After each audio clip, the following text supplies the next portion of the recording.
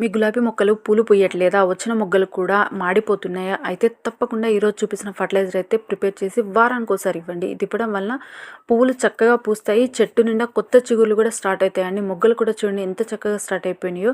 కాబట్టి ఫర్టిలైజర్ అయితే తప్పకుండా ప్రిపేర్ చేసి యూజ్ చేయండి.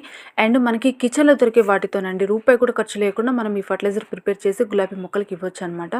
హాయ్ అండి, అందరికీ నమస్తే. Welcome to Harika creative ideas. Please అండి, కొత్తగా మన ఛానల్ చూసినట్లయితే లైక్ చేయండి, షేర్ చేయండి, మన ఛానల్ని సబ్స్క్రైబ్ చేసుకోండి.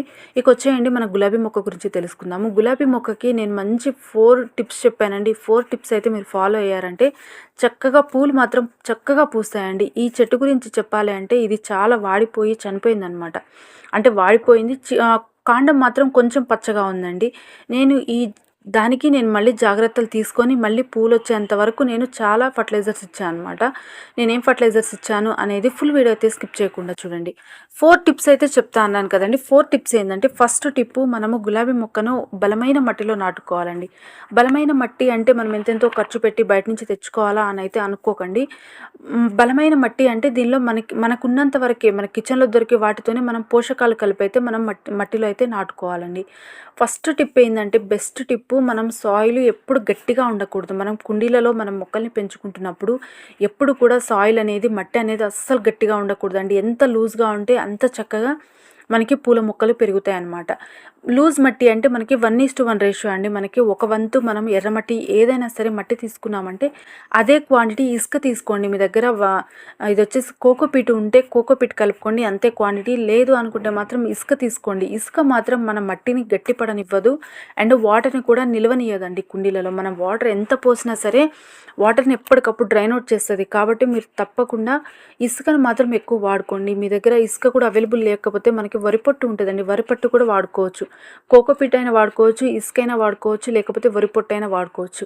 ఈ మూడిట్లో ఏది మీకు అవైలబుల్ ఉంటే అది మాత్రం చక్కగా యూజ్ చేయండి. ఇవ్వటం వల్ల ఏంటంటే మనకి గులాబీ మొక్కలు ఎంత లూజ్గా ఉంటే సాయిల్ అంత వేరు వ్యవస్థ బాగుంటుంది అనమాట.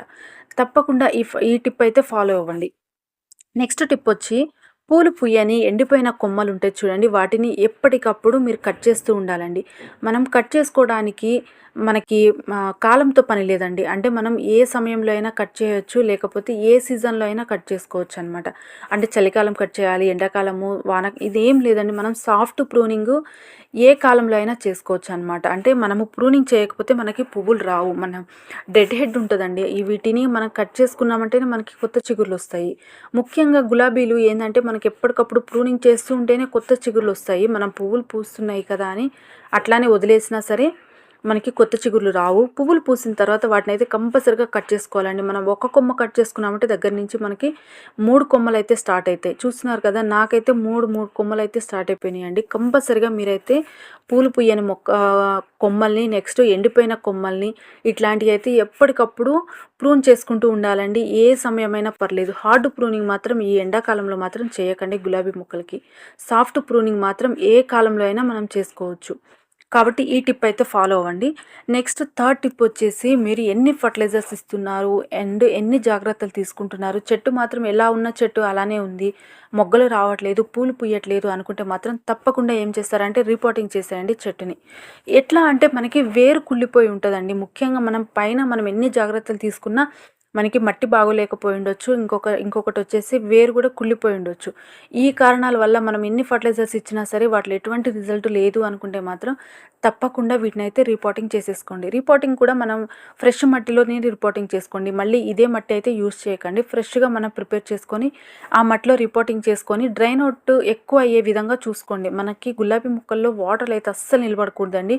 వేరైతే ఊరికే కుళ్ళిపోతుంది. కాబట్టి మనం పోసిన వాటర్ పోసినట్టు డ్రైన్ అవుట్ అయ్యేంత విధంగా మనము సాయిల్ ప్రిపేర్ చేసుకోవాలి. అండ్ కుండీలో కూడా ఎక్కువ హోల్స్ ఉండే విధంగా చూసుకోవాలన్నమాట.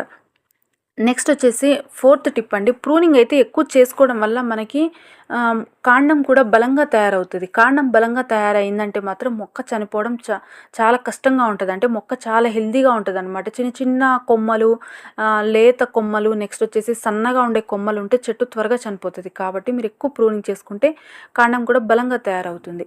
ఇంకొచ్చేయండి ఫర్టిలైజర్ చూసేద్దాము. ఈ ఫర్టిలైజర్ మనం ఎంతో ఖర్చు పెట్టిన అవసరం లేదండి. రూపాయి కూడా ఖర్చు లేకుండా మనము ప్రిపేర్ చేసుకోవచ్చు అనమాట గులాబీ మొక్కలకి.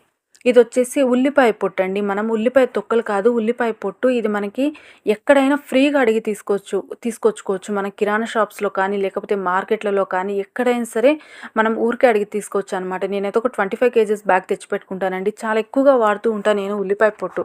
ఉల్లిపాయ పొట్టు వల్ల మనకి ఉపయోగాలేందంటే, మనకి పువ్వులు చక్కటి కలరొస్తదండి. చాలా మంచి రంగొస్తదనమాట పువ్వులు. కాబట్టి అన్ని రకాల పూల మొక్కలకి యూజ్ చేసుకోవచ్చు. నెక్స్ట్ ఇది బనానా పీల్ అండి. అరటిపండు తినేసిన తర్వాత వచ్చిన తొక్కలుంటాయి గదా! ఆ తొక్కలు. ఇది వాడడం వల్ల ఉపయోగాలేందంటే, దీనిలో ఎక్కువ పొటాషియం ఉంటది. పొటాషియం మన మొక్కలకి చాలా బాగా ఉపయోగపడుతదండి. ఎక్కువ మొగ్గలు రావటానికి మనకి చక్కగా ఉపయోగపడుతుంది. పొటాషియం ఎక్కువుంటేనే మొగ్గలెక్కువొస్తాయనమాట. కాబట్టి ఈ 2 ఫర్మెంట్ చేసి దీనిలో మరొక ఇంగ్రీడియంట్ యాడ్ చేస్తానండి. ఫుల్ వీడియో అయితే స్కిప్ చేయకుండా చూడండి. చూస్తున్నారు కదండీ! 1 కప్పు నేను ఉల్లిపాయ పొట్టు తీసుకున్నాను. ఒక బనానా పీల్ తీసుకున్నానండి. ఈ బనానా పీల్ కూడా బాగా మాగిపోయిందుంది. మీ దగ్గర ఫ్రెష్ ఉన్నా తీసుకోండి. ఫ్రెష్ బనానా ఉంటే మాత్రం చిన్న చిన్న ముక్కలుగా కట్ చేసుకోండి. ఇది బాగా మాగిపోయింది, బాగా పండిపోయింది కాబట్టి తొందరగా ఫర్మెంట్ అయిపోతది. కాబట్టి నేను అలానే వేసేసాను. దీనిలో వచ్చేసి జస్ట్ ముక్కలు మునిగేంత వరకే నేను ఒక 1/2 లీటర్ వాటర్ యాడ్ చేసుకున్నాను. ఎప్పుడైనా సరే మనం ఫర్మెంట్ చేసుకునేటప్పుడు ఎక్కువగా వాటర్ వేసేయకండి. మనం తక్కువ పీల్స్ వేసుకొని ఎక్కువ వాటర్ వేసుకున్నా సరే ఫర్మెంటెడ్ ప్రాసెస్ చాలా లేట్ అయిపోతుంది. కాబట్టి జస్ట్ ముక్కలు మునిగేంత వరకే మనం వాటర్ వేసుకొని దీన్ని కంప్లీట్గా 3 డేస్ వరకు ఫర్మెంట్ చేసుకోవాలండి. మనం ఎండలో పెట్టకుండా నీడలో పెట్టుకొని 3 డేస్ కూడా ఉదయం సాయంత్రము మూత తీసి కిందకి పైకి బాగా కలిసే విధంగా మిక్స్ చేసుకోవాలన్నమాట. చక్కగా మిక్స్ అయిపోయిందండి. నాకు 3 డేస్ వరకు అయిపోయింది కదా! 3 డేస్‌లో నాకు చక్కగా వాటిలో ఉన్న ఫర్టిలైజర్ మొత్తం మనకి వాటర్‌లో వచ్చేసింది. దీన్నైతే కంప్లీట్‌గా ఫిల్టర్ చేసుకొని వాడుకోవాలండి. కంపల్సరీగా ఫిల్టర్ అయితే చేసుకోవాలి. ఇదే మనం తీసుకెళ్ళి ఇచ్చేసుకోకూడదు. నెక్స్ట్ వచ్చేసి వాటర్ డైల్యూట్ చేయకుండా కూడా ఇవ్వకూడదు. కాబట్టి దీన్నైతే నేను ఫిల్టర్ అయితే చేసుకుంటున్నానండి. ఫిల్టర్ చేసుకున్న తర్వాత ఇంకొక ఇంగ్రీడియంట్ కూడా యాడ్ చేస్తాను. కాల్షియం అండి. కాల్షియం కూడా యాడ్ చేయడం వల్ల మనకి పువ్వులు రాలే సమస్య తగ్గుతది. మొగ్గలు రాలే సమస్య తగ్గుతది. చూస్తున్నారు కదండీ! నేను చక్కగా దీన్ని ఫిల్టర్ చేసేసుకుంటున్నాను. నేను బాగా పండిపోయిన అరటిపండు తొక్క వేయడం వల్ల మనకి చక్కగా ఫర్మెంట్ అయిపోయిందండి. వాటిలో కొంచెము ఏమంటారంటే అరటిపండు కూడా ఉంటది కాబట్టి చక్కగా వచ్చేసింది ఈ ఫర్టిలైజరు. ఇది వచ్చేసి నాకు 1/2 లీటర్ వచ్చేసిందండి. మనము 1/2 లీటర్‌కి కాల్షియం అండి. కాల్షియం మనకి ఎగ్‌షెల్స్ పౌడర్‌లో దొరుకుతది. నెక్స్ట్ సున్నంలో దొరుకుతది. నెక్స్ట్ వచ్చేసి చాక్ పీస్‌లో కూడా మనకి దొరుకుతదండి. వీటిలో మీకు ఏది అవైలబుల్ ఉంటే అదైతే యూజ్ చేయండి. నేను వచ్చేసి సున్నం యూజ్ చేస్తున్నానండి. మనకి పాన్ షాప్‌లో దొరుకుతది కదా సున్నము.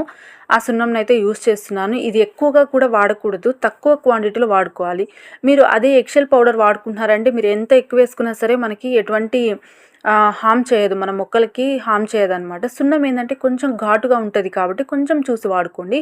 ఒక 1/2 లీటర్ వాటర్‌కి 1/2 టీ స్పూన్ మాత్రమే సున్నం తీసుకోండి. సున్నం కూడా మనకి తొందరగా వాటర్‌లో డైల్యూట్ కాదు కాబట్టి కొంచెం బాగా మిక్స్ అయ్యే విధంగా మిక్స్ చేసుకోవాలి. మిక్స్ చేసుకున్న తర్వాత దీన్ని తీసుకెళ్ళి ఇలానే ఇవ్వకుండా వాటర్‌లో డైల్యూట్ చేసుకోవాలండి మనము. వాటర్‌లో డైల్యూట్ చేసుకున్న తర్వాతే మనం మొక్కలకి యూజ్ చేసుకోవాలి. ఎంత క్వాంటిటీ అంటే రేషియో వచ్చేసి 1:8 రేషియో అండి. మనకి ఒక మగ్గు ఫర్టిలైజర్ వచ్చిందంటే 8 మగ్గులు వచ్చేసి వాటర్ తీసుకోండి. మీ దగ్గర బియ్యం కడిగే నీళ్ళున్నా కూడా పర్లేదండి. అవి కూడా చక్కగా మన మొక్కలకి ఇచ్చేసుకోవచ్చు. 1:8 రేషియో అండి. ఒక మగ్గు వచ్చేసి మనకి ఫర్టిలైజర్ వస్తే 8 మగ్గులు వచ్చేసి నార్మల్ వాటర్ తీసుకోండి. తీసుకొని బాగా కలిసే విధంగా డైల్యూట్ చేసుకోండి. ఇంకా మీకు వీలైతే మాత్రం మార్నింగ్ టైంలో ఈ ఫర్టిలైజర్ ప్రిపేర్ చేసుకొని ఈవినింగ్ ఇవ్వడానికి ట్రై చేయండి. ఎందుకంటే సున్నం కూడా చక్కగా మనకి వాటర్‌లో నానిపోతది. మనం ఎట్లాగో ఫర్టిలైజర్ వచ్చేసి ఈవినింగ్ టైంలోనే ఇస్తూ ఉంటాం కాబట్టి ఈ టిప్ అయితే ఫాలో అవ్వండి. ఎప్పుడైనా సరే ఫర్టిలైజర్ ప్రిపేర్ చేసేటప్పుడు మార్నింగ్ ఫర్టిలైజర్ ప్రిపేర్ చేసుకొని ఈవినింగ్ ఇచ్చామంటే ఇంకొంచెం వాటర్‌లో కలిసిపోతదనమాట. ఒకసారి మనము ఫర్టిలైజర్ ఇచ్చే ముందు సాయిల్‌ని కూడా చెక్ చేసుకోండి. తడిగా ఉన్నప్పుడు మాత్రం ఎప్పుడు ఇవ్వకూడదండి. పొడిగా ఉన్నప్పుడు ఇస్తేనే మనకి వేరు అనేది చక్కగా మనకి అందుకుంటది. కాబట్టి తప్పకుండా వారానికోసారి ప్రిపేర్ చేసి ఇవ్వండి. కంప్లీట్‌గా మన ఛానల్‌లో అన్ని ఆర్గానిక్ వీడియోసేనండి. ఆర్గానిక్ వీడియోస్ రూపాయి కూడా ఖర్చు లేకుండా మనం ప్రిపేర్ చేసి మొక్కలకి ఇచ్చుకోవచ్చనమాట. కాబట్టి తప్పకుండా ప్రిపేర్ చేసి మీ మొక్కలకి ఇవ్వండి. ఇవ్వటం వల్ల చక్కగా పూలు పూస్తాయి. చెట్లు కూడా చాలా హెల్తీగా ఉంటది. ఇంకొక టిప్పు ఏందంటే అండి, మనం ఎప్పుడు కూడా కాండం దగ్గర ఒక 1 ఇంచ్ వరకు మట్టిని ఇలా పెట్టండి. అంటే నేనేం చేస్తానంటే కుండీ చుట్టూ కొంచెం మట్టి తవ్వినట్టు తీసి దాన్ని తీసుకొచ్చి కాండం దగ్గర పూడ్చిపెట్టినట్టు చేస్తా అనమాట.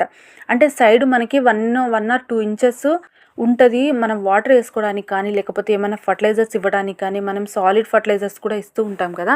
ఇలా ఇచ్చినప్పుడు కూడా చాలా చక్కగా మనము మొక్క తీసేసుకుంటది. ఎప్పుడు కూడా మదర్ రూట్ దగ్గర మన కాండం మొదల దగ్గర మనం ఎప్పుడు కూడా ఏ ఫర్టిలైజర్స్ కూడా ఇవ్వకూడదండి. ఎందుకంటే కాండం మొదల దగ్గర తల్లి వేరు ఉంటది. అది గాని షాక్‌లోకి గురైందంటే మనకి మొక్కే చనిపోతది. కాబట్టి ఎప్పుడైనా సరే మనం సాలిడ్ ఫర్టిలైజర్స్ అయినా సైడ్ ఇవ్వడానికి ట్రై చేయండి. కాండం దగ్గర అయితే ఎప్పుడు ఇవ్వకండి. ఈ టిప్స్ అన్నీ మీరు ఫాలో అవుతారని నేను అనుకుంటున్నానండి. తప్పగా ఈ టిప్స్ అన్నీ ఫాలో అయ్యి ఈ ఫర్టిలైజర్ కూడా ప్రిపేర్ చేసి మొక్కలకి ఇవ్వండి. ఇవ్వడం వల్ల చెట్టు నిండా పువ్వులు పూస్తాయి.